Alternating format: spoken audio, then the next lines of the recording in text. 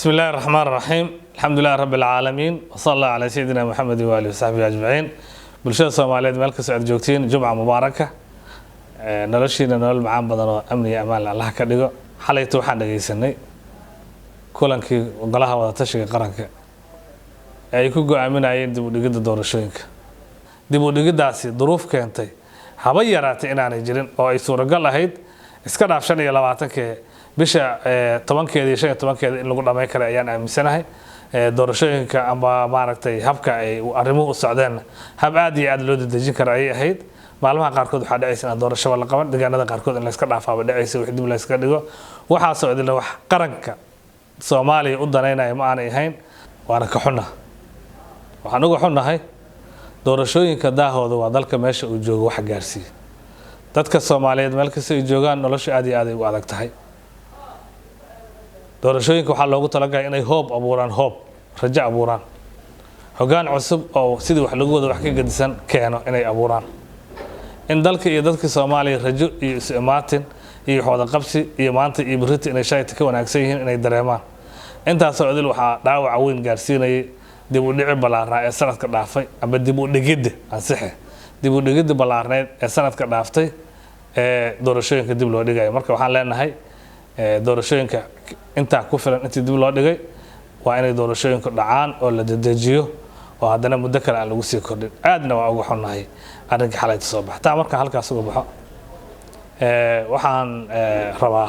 xildhibaanka Soomaaliyeed meel kasta oo joogo in aan xasuusiyo maalin ba talada qaranku qof bay la simanta amba qolay la simanta xaaladna way ku suganta maanta talada Soomaaliya madaxweyne lama sino oo xilkiisi waa dhamaaday xukuumadna lama sino oo waa xil gaarsiin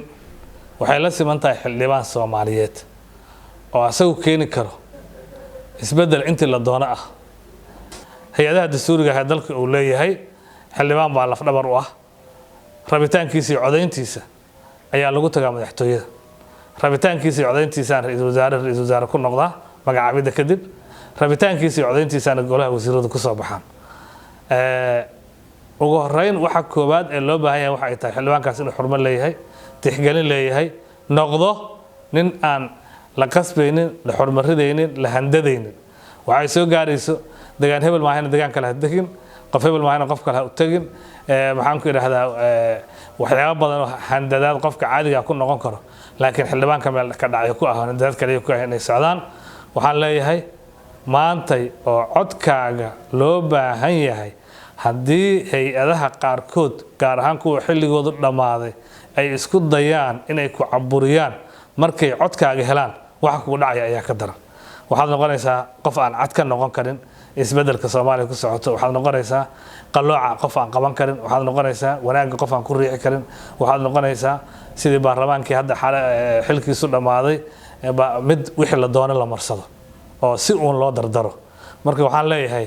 miisaanka ugu horeeyo oo aad wax ku miisaamaysid in qadarin iyo xurmad iyo xushmad lagu haayo oo aad qayb ka noqon kartid muhiim ah isbedel qaranka Soomaaliya ku yimaado baritan aad 4 sano soo socoto cudud ku lahaanaysa baarlamaanka waxa miisaan ah oo aad ku garanaysaa xurmada madax banaanida qadarinta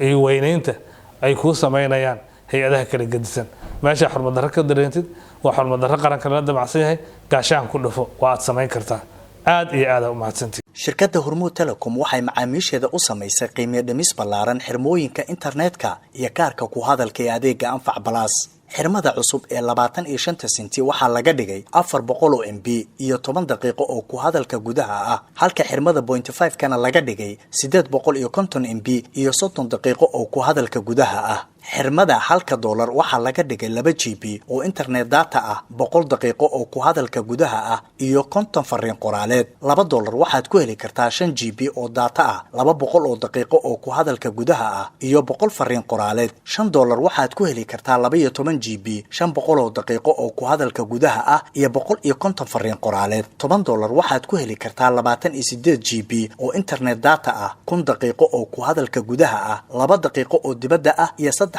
oo fariin qoraaleed ah ugu shubo EVC Plus-kaaga xidig 724 xidig nambarka xidig lacagta 4 gees ama kaarka ku hadalka xidig 126 4 gees kadibna raac tilmaamaha